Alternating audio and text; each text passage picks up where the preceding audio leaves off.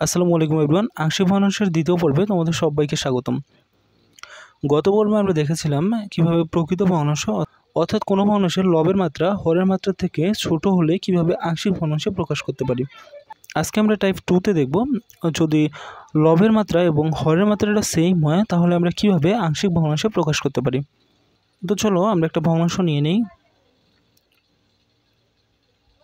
x³ by x - 1 x - 2 into x - 3।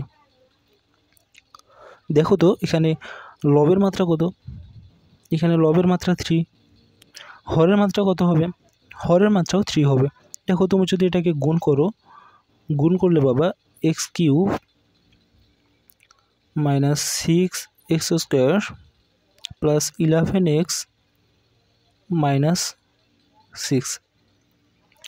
তো এখানে হরের মাত্রাটা হচ্ছে 3, তো লব এবং হরের মাত্রাটা সেম। লব এবং হরের মাত্রা সেম হলে আমাদের কি করতে হবে, লব এবং হরের মাত্রা সেম হলে আমরা কিভাবে আংশিক ভগ্নাংশে প্রকাশ করব। দেখো আমরা সব আগের নিয়মেই ফলো করব, এখানে জাস্ট একটা এক্সট্রা কাজ করব।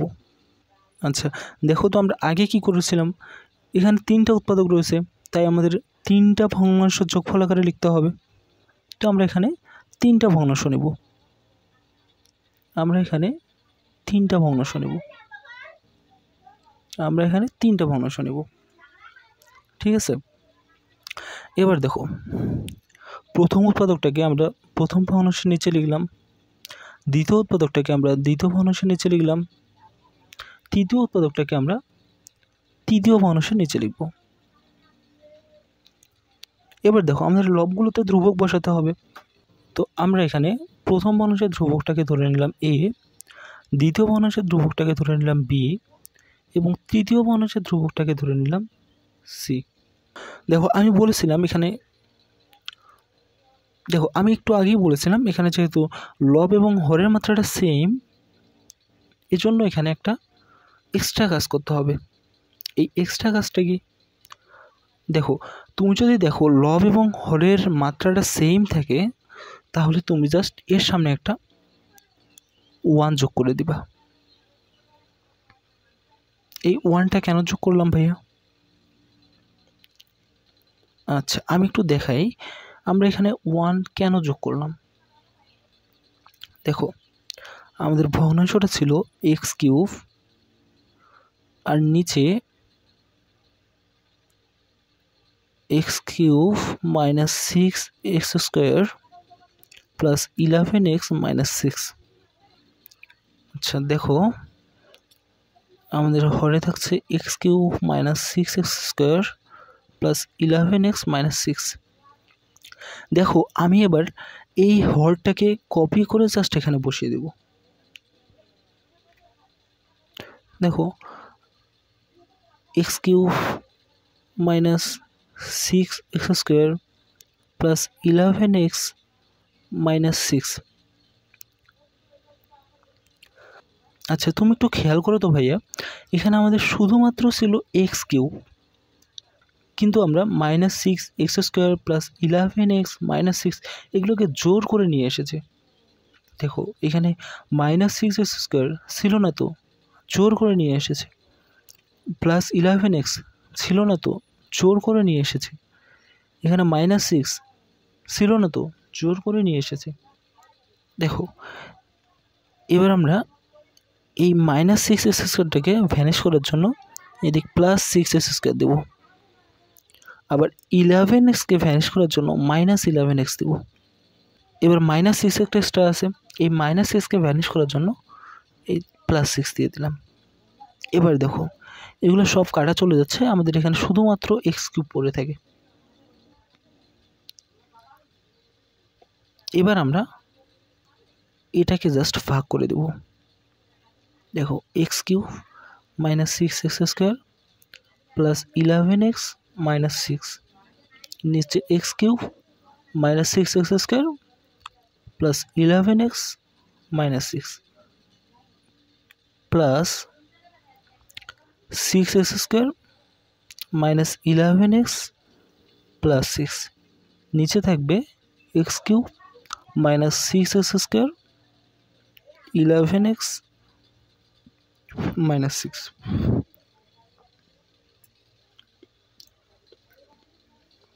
এবার দেখো এখানে এটা আর এটা কাটা চলে যাচ্ছে, তাহলে এখানে থেকে 1 plus 6x square minus 11x plus 6 আর x cube minus 6x square plus 11x minus 6, এটার উৎপাদকগুলো আমরা লিখতে পারি x minus 1, x minus 2, x minus 3।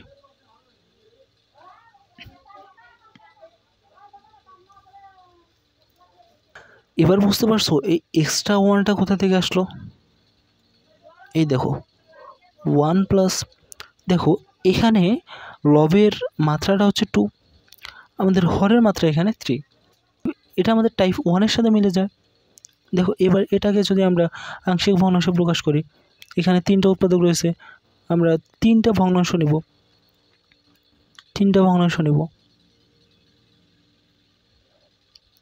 প্রথমে x মাইনাস 1, এরপর x মাইনাস 2, এরপর x মাইনাস 3। এখানে আমরা ধ্রুবকগুলোকে নিতে পারি a, দ্বিতীয় ধ্রুবক b এবং তৃতীয় ধ্রুবকটাকে নিলাম c। এবার বুঝতে পারছো এই 1টা কোথা থেকে আসলো?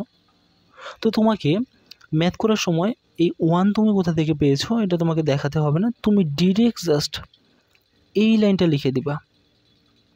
যখন তুমি দেখবা লবের মাত্রা এবং হরের মাত্রা সেম, তখন তুমি ডিরেক্ট এই লাইনটা লিখে দিবা, সামনে একটা 1 দিয়ে দিবা। দেখো এটাকে আমরা দিলাম 1 নম্বর সমীকরণ, ঠিক আছে? দেখো তো আমাদের এর পরের কাজ কী ছিল? এরপরে আমরা মূল ভগ্নাংশের হর দিয়ে পুরো সমীকরণটাকে গুণ করে দেব। তো চলো গুণ করে দিই। এখানে আমরা গুণ করলে পাবো x cube by x minus 1, x minus 2, x minus 3। এখানে যদি গুণ করি x minus 1, x minus 2, x minus 3।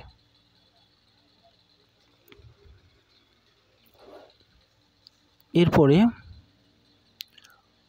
1-এর সাথে গুণ করলে পাবো x minus 1, x minus 2, x minus 3।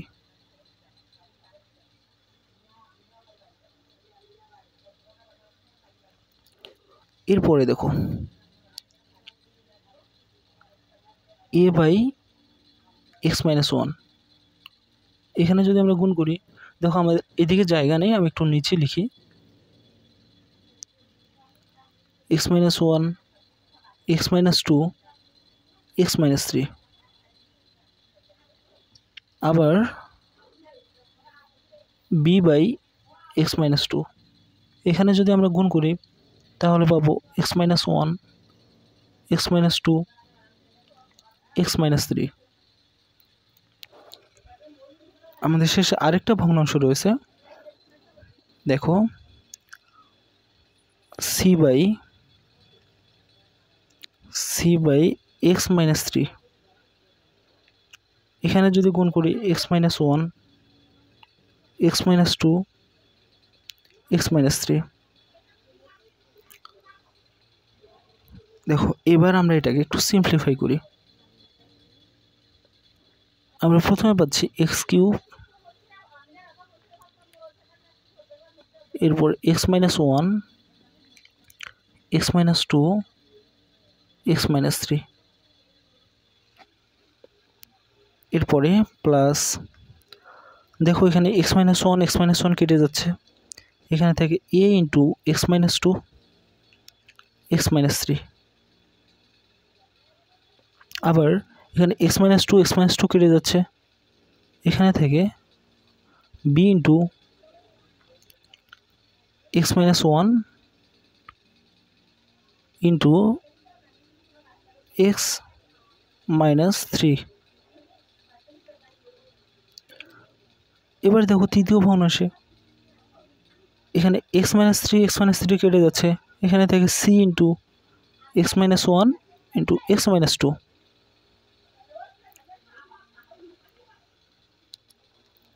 দেখো এটাকে আমরা দেব 2 নম্বর সমীকরণ। দেখো আমরা গত পর্বে বলেছিলাম যে এই সমীকরণটা এক্সের সকল মানের জন্য সত্য হবে। দেখো এখানে আমরা প্রত্যেকবার উৎপাদকগুলোকে 0 ধরবো এবং ওখান থেকে এক্সের যে মানটা পাবো এই মানটাকে বসাবো। দেখো আমরা এখানে এক্স মাইনাস ওয়ানকে যদি মনে মনে 0 ধরি তাহলে এখানে এক্সের মানটা কত পাচ্ছি? দেখো এখানে আমরা এক্স মাইনাস ওয়ানকে যদি মনে মনে 0 ধরি তাহলে এক্সের ভ্যালুটা কত পাচ্ছি? এক্সের ভ্যালু পাচ্ছি 1। তো আমরা এখানে এক্সের মান 1 বসাবো। দেখো 2 নংয়ে এক্স ইকুয়াল 1 বসিয়ে পাই।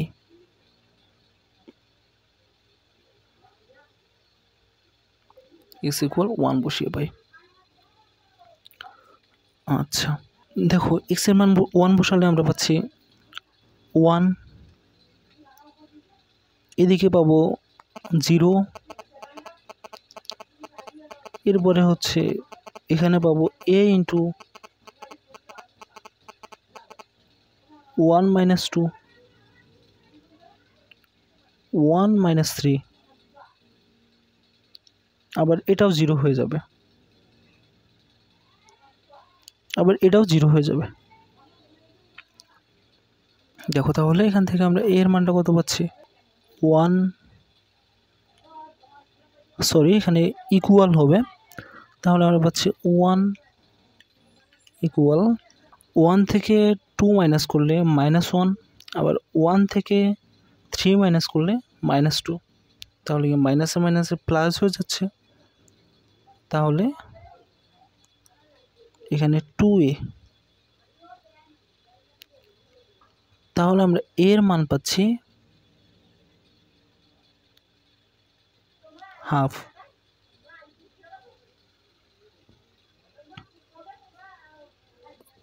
এবার আমরা দ্বিতীয় উৎপাদকটাকে মনে মনে 0 ধরবো। আমাদের দ্বিতীয় উৎপাদকটা ছিল এক্স মাইনাস 2, তো এক্স মাইনাস 2কে মনে মনে আমরা যদি 0 ধরি তাহলে এক্সের ভ্যালুটা কত পাচ্ছি? এক্সের ভ্যালুটা পাবো ভাইয়া 2। এবার আমরা এক্স ইকুয়াল 2 এই সমীকরণে বসাবো। দেখো এক্স ইকুয়াল 2 বসিয়ে পাই, এক্স ইকুয়াল 2 বসিয়ে পাই। দেখো এক্স ইকুয়াল 2 বসালে আমরা পাচ্ছি এখানে 8 ইকুয়াল, এটা 0 হয়ে যাবে, এরপরে এটাও 0 হয়ে যাবে, এরপরে দেখো এখানে b ইন্টু 2 মাইনাস 1, 2 মাইনাস 3, এবং এরপর এটাও 0 হয়ে যাবে। দেখো তো কী পাই এখান থেকে? 8 ইকুয়াল, এখানে 2 থেকে 1 বাদ দিলে 1, 2 থেকে -3 করলে -1, তো এখানে পাচ্ছে -b, অতএব b ইকুয়াল -8। আচ্ছা আমরা b এর মানটাও বের করে ফেলছি। এবার আমরা তৃতীয় উৎপাদকটাকে মনে মনে 0 ধরবো। দেখো আমাদের তৃতীয় উৎপাদক ছিল x মাইনাস 3, তো x মাইনাস 3কে মনে মনে 0 ধরলে x এর ভ্যালুটা পাচ্ছি 3, তো এবার আমরা x এর ভ্যালু 3 বসাবো। দেখো x ইকুয়াল 3 বসিয়ে পাই।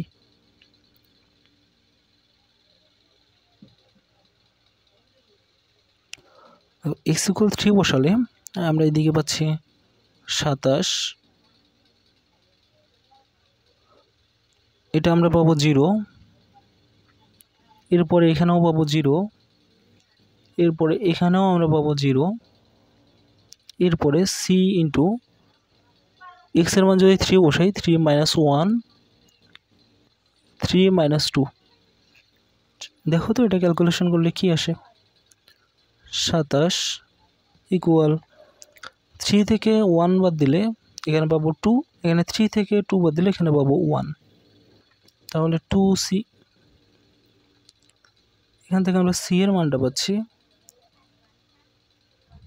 27/2। দেখো আমরা a b c এর মান পেয়ে গেছি।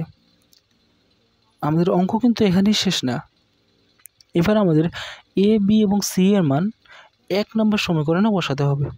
তো তোমরা এটা নিজেরাই করবা, তোমরা এ বি এবং সি এর মান 1 নম্বর সমীকরণে বসিয়ে দিবা। আমি তোমাদের আরেকটা বিষয় দেখিয়ে দিই। দেখো আমাদের এই ভগ্নাংশটা ছিল x cube by x cube minus 6x square plus 11x minus 6। এবার যদি এই এক্স কিউব সিঙ্গেল না থেকে এক্স কিউবের সামনে 2 থাকে তাহলে কি করব? এর আগে আমরা 1 নম্বর সমীকরণে একটা এক্সট্রা 1 যোগ করেছিলাম, এখানে আমরা এক্সট্রা একটা 2 যোগ করব, কারণ এখানে এক্স কিউবের সামনে 2 রয়েছে। এটাকে আমরা এভাবে করব, x minus 1 plus x minus 2 plus x minus 3। আচ্ছা, এটাকে উৎপাদকে বিশ্লেষণ করলে কিন্তু আমরা পাবো x minus 1, x minus 2, x minus 3। এটা তো তোমরা দেখে এসেছো। তো দেখো এবার আমরা এখানে 1 যোগ না করে এক্সট্রা একটা 2 যোগ করব। ঠিক আছে, কেন 2 যোগ করলাম? এই যে আমাদের এক্স কিউবের সামনে 2 রয়েছে, এজন্য আমরা এখানে এক্সট্রা একটা 2 যোগ করব। আচ্ছা, এখানে 2টা কীভাবে আসলো এটাও একটু আমি দেখাই। আমাদের ভগ্নাংশ ছিল 2x cube by x cube minus 6x square plus 11x minus 6। আচ্ছা দেখো, এখানে আমরা হরটাকে ঠিক রাখবো, 6x square plus 11x minus 6। এখানেও আমরা সেম কাজটা করব, এই হরটাকে কপি করে জাস্ট লবে বসাবো। দেখো x cube minus 6x square plus 11x minus 6। এবার দেখো তো আমাদের লবে এখানে 2x কিউব আছে না, কিন্তু আমরা এখানে শুধু x কিউব নিয়ে ফেলছি। তো আমরা এর বাহিরে একটা 2 গুণ করে দেব। দেখো এবার দেখো এখানে কিন্তু 2x কিউব চলে আসছে, কিন্তু এখানে 2x কিউব চলে আসছে ঠিকই, এখানে আবার এক্সট্রা 12x স্কোয়ার চলে আসছে, এখানে এক্সট্রা 22x চলে আসছে, এখানে এক্সট্রা মাইনাস 12 চলে আসছে। তো এগুলোকে আমাদের বাদ দিতে হবে না? তো চলো এগুলোকে আমরা বাদ দিয়ে দিই। এখানে আমাদের মাইনাস 12x স্কোয়ার চলে আসছে, তো আমরা এদিকে করব প্লাস 12x স্কোয়ার। এখানে 22x এক্সট্রা চলে আসছে, তো আমরা এখানে করব মাইনাস 22x। আবার এখানে মাইনাস 12 এক্সট্রা চলে আসছে, তো এখানে আমরা প্লাস 12 করব। এবার তুমি আলাদা করে দাও তো এদের। দেখো এখানে 2 into x cube minus 6x square plus 11x minus 6, নিচে থাকে x cube minus 6x square plus 11x minus 6, এইদিকে plus 12x square minus 22x plus 12, নিচে থাকে x cube minus 6x square plus 11x minus 6। এবার দেখো এটা আর এটা কাটা যায়। দেখো এখানে কি পড়ে থাকে,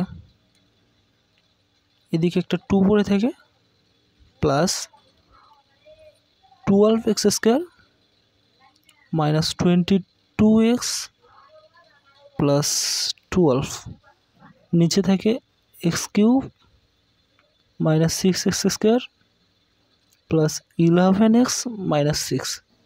এবার নিশ্চয়ই বুঝতে পেরেছো এই এক্সট্রা 2টা কোথা থেকে আসলো। দেখো তাহলে মূল কথা কি দাঁড়াচ্ছে, যখন তুমি দেখবা লবের মাত্রা এবং হরের মাত্রা সেম হয়ে গেছে, তখন তুমি জাস্ট লবের মুখ্য সহগটাকে এক্সট্রা যোগ করে দিবা। দেখো এখানে আবার একটা নতুন ওয়ার্ড চলে এসেছে, যে মুখ্য সহগ।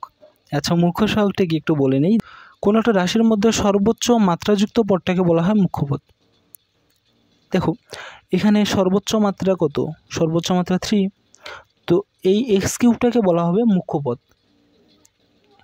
তাহলে এই এক্স কিউবটার সহগকে বলা হবে মুখ্য সহগ।